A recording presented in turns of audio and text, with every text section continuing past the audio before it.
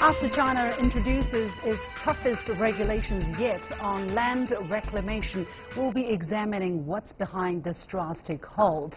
And as China's population is now aging faster than anywhere else in the world, what are the likely consequences for the nation's economy and society over the next half-century? Welcome to The Point, live from Beijing. I'm Li Xin.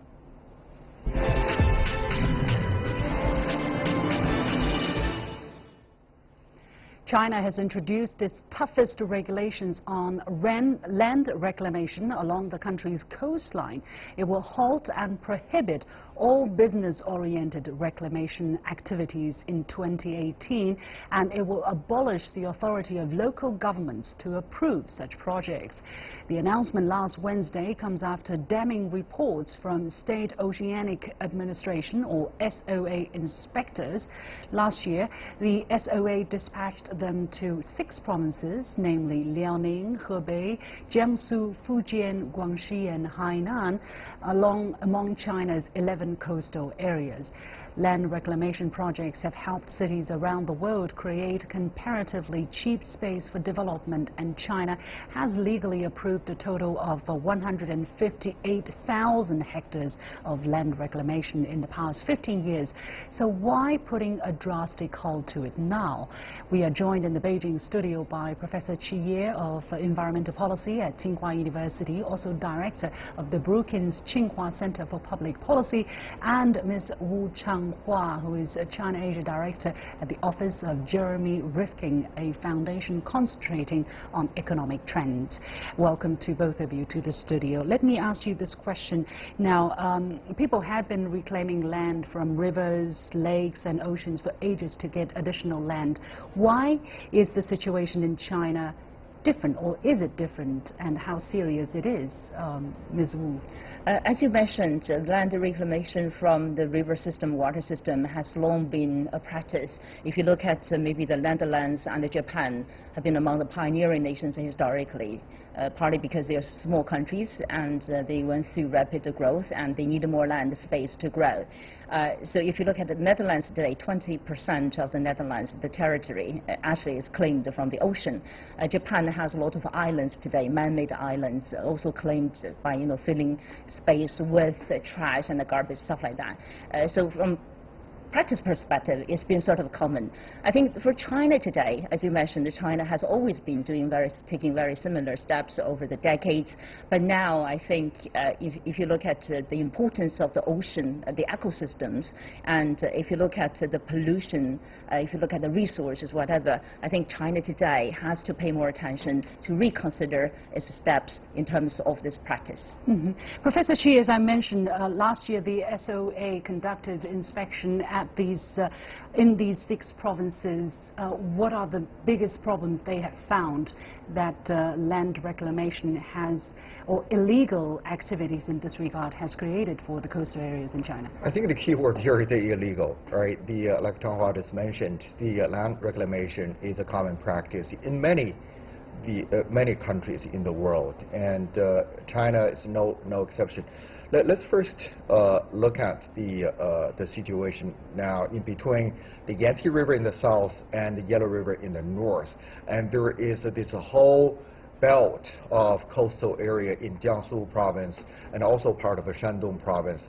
The coastal area is actually expanding over the years due to the sediment from the 2 major rivers. And this is a natural process. Therefore, land reclamation, if it's not exceeding a limit, it's fine. It's actually very good for the economy and very good for the people. But the problem is, over the last 3 decades, we see more and more activities along the coastal lines. And the coastal area in the eastern China is not only the most populated region in China, but also one of the most populated area in the whole world. They really need the land for the economic activities, but we're doing too much of that. And each year, and there is a limit, legally set by the government, and we're doing way more than that. Each year, we're approximately 300 square kilometers of that land is reclaimed. That's in a way exceeded the limit. I think that is a problem now, and we're doing too much of it. Right. I want to add the ecosystem part.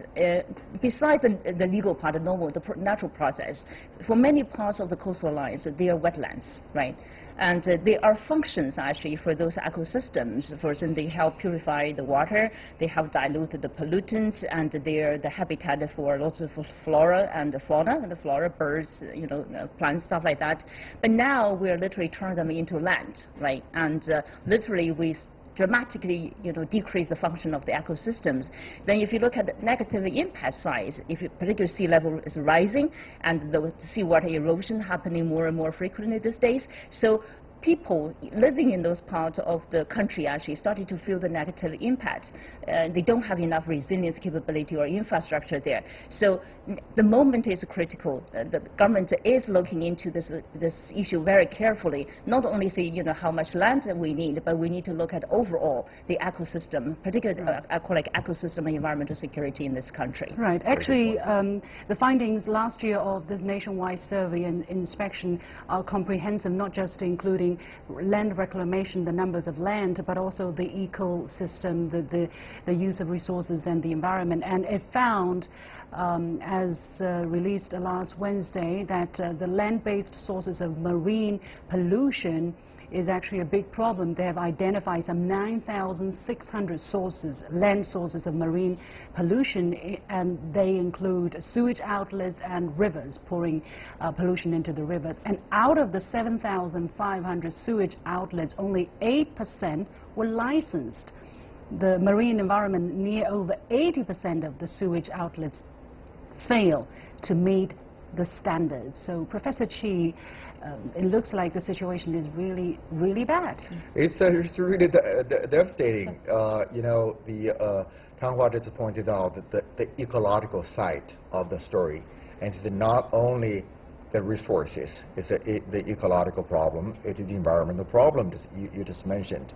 And for the environmental problem, we're taking it for granted just to dump the garbage, the trash into the ocean, be it a solid waste or is just wastewater. It's just the easiest way is to dump it. So this just damaging the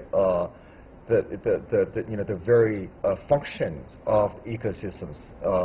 So this is a major problem now in the coastal areas also. But the coastal areas are not the only source of this waste, and also through the river, and it can just go agriculture, pesticide, exactly.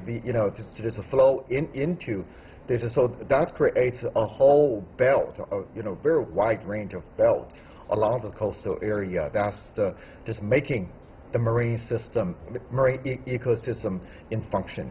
Well, if you look at the reality, actually, if you look at the coastal water quality monitored by the government so far, we're really in a really bad situation, and the coastal water quality along the coast for this country actually very often fail to meet the standard, first of all, and we started to experience something called algae, red algae, and literally it's suffocating the marine lives actually along the coastal areas. So we are already damaging. We are living in the sort of very bad consequences sort of period of time. Then if you look at the overall, the oceans, which accounts for 3/4 of the surface of the planet, 40% of the oceans already been really badly damaged, and China's coastal areas have been to be a very big part of it. Right, so it's really a problem facing a lot of countries. However, let's look at the role of the local governments. I think one of the important part of this policy is for local governments to really take up the responsibility. And the SOA has said local governments have behaved improperly in project approval, and supervision will be held accountable. So was it deliberate? Was this problem a result of deliberate behavior, which is corruption, or was it incompetence or negligence? No, I probably the number one is the incentives. because land happens to be the biggest source actually for local government to raise money. If you have land, so you will be able to have more capital, more money, or revenue, so that you can use actually to do whatever you want to do at the local level. And so that's the biggest incentive. And then, of course, maybe depending on where we are, there might be some corruptions or misbehavior, whatever happened. I do not have the number or data to support that. But I think, actually, I believe the number one incentive is because the land is asset. Right, Professor Chi. Yeah, incentive is a great direction to look at it. It's not only that's where you can get the land, it's also, more importantly, you can get the land in a very low cost, but from this reclamation of the old and the coastal areas. And also, it's the easiest way, if you do this on the land and where there is a human settlement in there, then you have the local government will have a lot of trouble to relocate the people to another place, and they do not have to deal with this if it is a reclaimed land. Well, right? now then, how to turn the situation around. On top of putting a halt there, the government will have to change the approach to provide incentives for local governments to really take care of the quality of the sea next to their province. Professor Wu, is the Chinese government, the central government, coming up with some kind of strategy to do that? Because we know China wants to give the country back its ecological beauty. The country also wants to become a strong ocean country. For 5 years we have been working on that, but the result of the latest survey didn't look very rosy. I think the recent steps, by the State Oceanic Administration to go out and surveying the reality is a major step forward. Because if you do not know what's happening, you cannot make any correct decisions, whatever, stuff like that. In the meantime, as we were talking about here, so becoming a sort of ocean-strong nation, let me put that way. So what does that mean? That means actually we need to have much better, more sustainable maritime actually ecosystems, make sure that the oceans, the ocean system will continue to provide the goods and the services for human development, so that we'll be able to turn that into economic value. But today, actually, if you look at the actions, from land reclamation to discharging pollutants into the oceans, literally killing, the marine life biodiversity, and the ocean itself, because of climate change, actually, the ocean lives are literally dying out. So you cannot just claim, I want to become a strong nation, maritime nation, without really paying enough attention to build up the foundation of the ecosystem in the ocean. Okay, we have to leave it there. Many thanks to the two guests, Ms. Wu Changhua, the China-Asia Director at the Office of Jeremy Rifkin Foundation, concentrating on economic trends, and Professor Chi Ye of Environmental Policy at Tsinghua University, also Director of the Brookings Tsinghua Center for Public Policy. And you have been watching The Point with me, Liu Xin. I'll take a quick break and we'll be back right after this. Welcome back. China's population is getting old. In fact, it's getting older faster than anywhere else in the world. There were 17.2 million births in the country last year, down from 17.9 million a year ago, according to latest statistics from the National Bureau of Statistics. Now, with almost 1.4 billion people, China has the world's largest population, but it is aging fast, even before reaching its expected peak of 1.45 billion in 2029. So if the current trend continues, it's forecast that by the middle of this century, 1 in every 3 Chinese will be aged over 60, and by the end of this century, there could be a collapse of population numbers in China, many fear. How serious is China's population problem now? How effective is the two-child policy, and can the reforms manage to reverse declining fertility rates that economists warn are a long-term threat to the country's development? With me today are Xuqing Duo from China Radio International, a current affairs commentator, and Ina Tangen, columnist, writer, and current affairs commentator. Gentlemen, welcome to the show.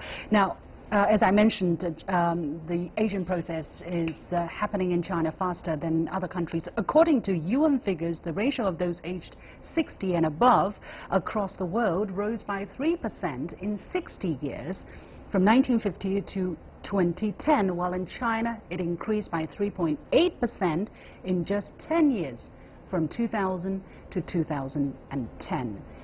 How has this manifested itself in practice, and what are the biggest problems we're facing, Qingduo? Well, I think it has a lot to do with the one-child policy. Remember, the young people now in China, most of them were born in the 1980s, 1990s. They were the generations, actually, they were the only child of their family. So you do see, in terms of the proportion, you do see more older people, like, be older than 60 or 65. The proportion is larger than probably the rest of the world. That's part of the reason. So, Aina, how does China's aging problem compare with that in other countries such as Japan, the US, or in Europe? Well, quite frankly speaking, you have to put it in perspective. Any kind of rising middle-class society always experiences a decline in fertility. People have 2 jobs. It's not a situation where they're relying on their children to be, in essence, their kind of pension program as they get older. So things change, especially when you start moving people away from the countryside where labor is needed into the city where it's a mouth to feed and a very expensive education, perhaps, and things like that.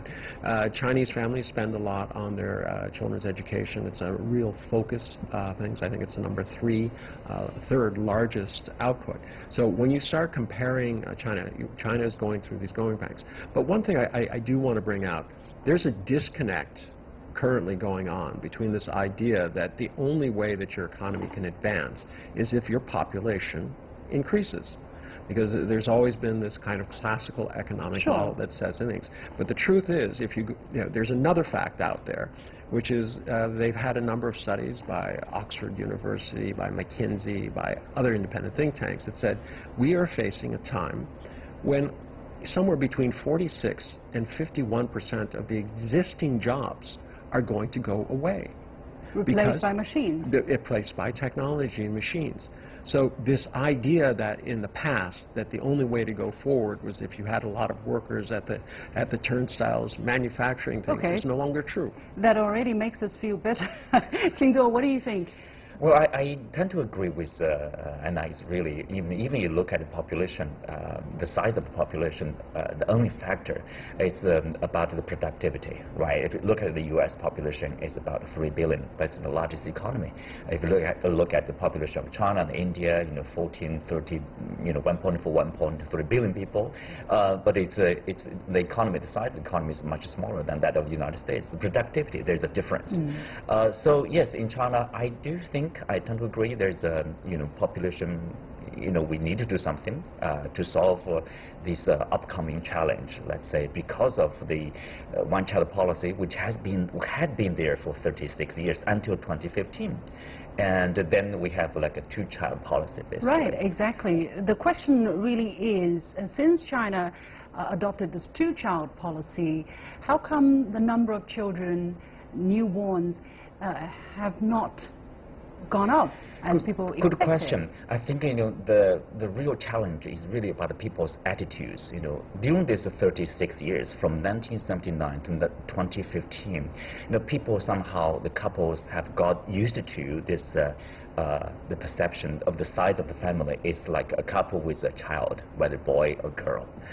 So people are used to the size of family, small size of family, like you have one child or at most 2 children. Most of the couples say 2 children would be the perfect. Few people would dare to go beyond 2 because you can't afford to have the third child.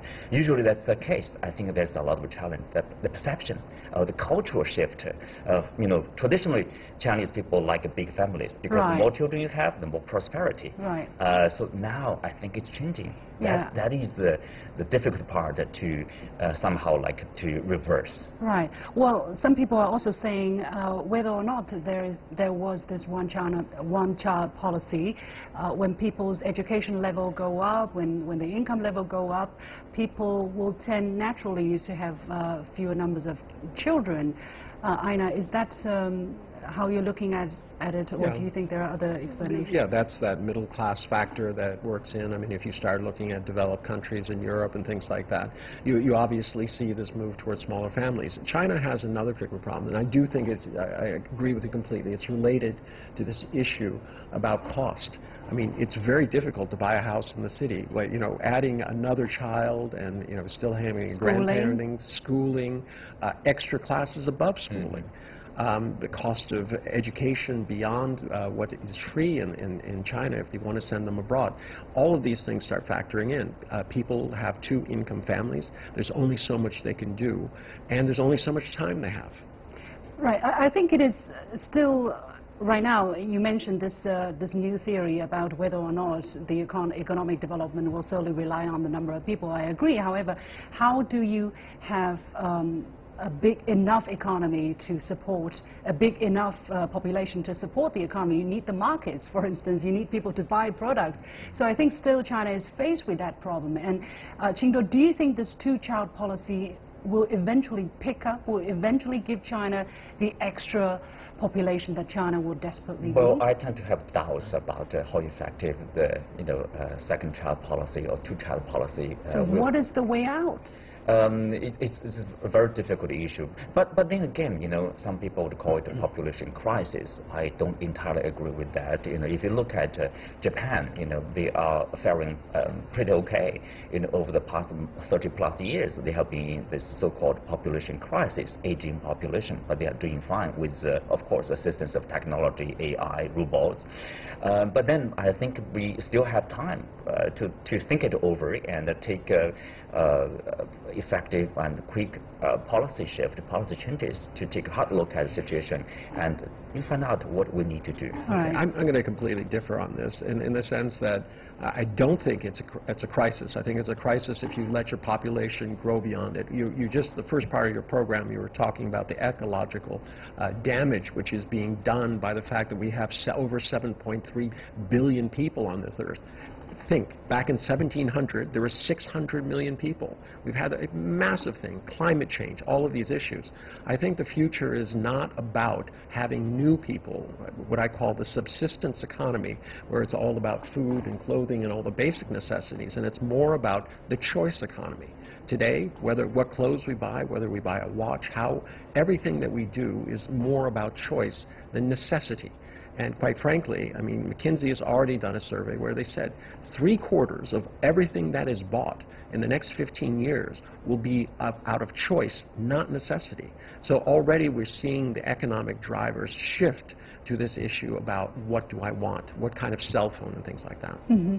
Well, again, China is one of the countries that have gone old before it has become rich. Actually, in 1999, China was proclaimed to have become an aging society, one of the earliest among developing countries. So does this lead to more financial constraints for the Chinese government in dealing with the aging problem, assuming that we still think that it is a problem?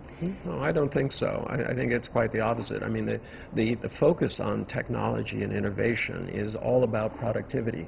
If you start looking at, bricks and mortar stores versus e-commerce, why do they work? Because they're more efficient. They offer things not only in terms of they can reduce the price of goods versus a bricks and mortar store because they don't have those expenses. And those types of productivity gains will be. So I think you're looking at a population that consumes more, an existing population that consumes more, not necessarily relying on a new population, which is kind of spreading it around. Mm-hmm. So what do you think the government policy will have to focus on now to promote the kind of choice economy that you were talking about, to cater to the need of quality life for the population? Well, I think to a large part that's already been put in the factor. The emphasis now is less and less on GDP. It's more about productivity, the amount of disposable income people have, creation of jobs. These are the things that allow it. If I have more money, I tend to spend it. All right, and this is what's happening. What you don't want is the kind of income disparity which is now existing in many developed countries, where the Gini index is just completely out of control. They said there are 43 individuals who have the equivalent of 3.4 billion of the poorest people, or 2.3 billion of the poorest people on Earth. That issue definitely has big to issue. be addressed. Again, however, we're also looking at this kind of sex disparity in China because of the selective process that was unfortunately a tragic result of the one-child policy. The boy-girl ratio in the Chinese society is quite imbalanced. How big of a challenge is that? Well, interestingly, I have different views on that. You know, like that was 10 years ago, 2008, when I was in Washington, D.C. You know, there was a talk in Al Jazeera. I was there as a guest to talk about the so-called sex, you know, imbalance in China. I'm from the countryside, actually. I did my own survey with the villages nearby my hometown, and I can see, you know, the situation in China is like, if you go to the registration, the document, you see probably more boys than girls. But the problem is like, you know, for a couple, you know, they have probably 3 girls until they have, you know, the 4th child is a boy. The 3 girls are registered as their children until the time when they attend this college entrance examination. They have to have their name registered.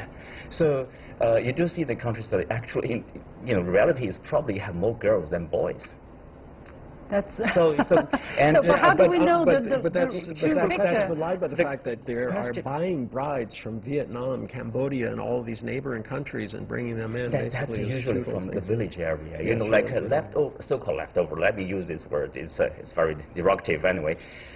We talked about leftover women in urban areas. But leftover men in China, most of them are poor men in the village area.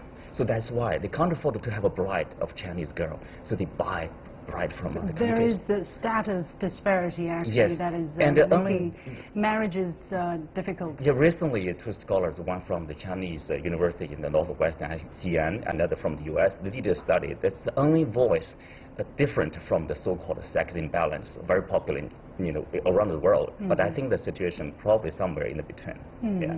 So indeed, the question is not black and white. There are a lot of nuances to be looked into, and absolutely. a lot of very few things are.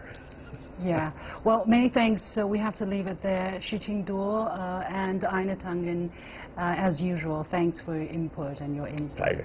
Pleasure. And that is it for this edition of The Point with me, Li Xin. As usual, follow me on Facebook or Twitter using the handle The Point with Alex. Download the application called CGTN to watch our show on your mobile devices, or go to YouTube and look for CGTN The Point. Thanks for watching. You've got The Point.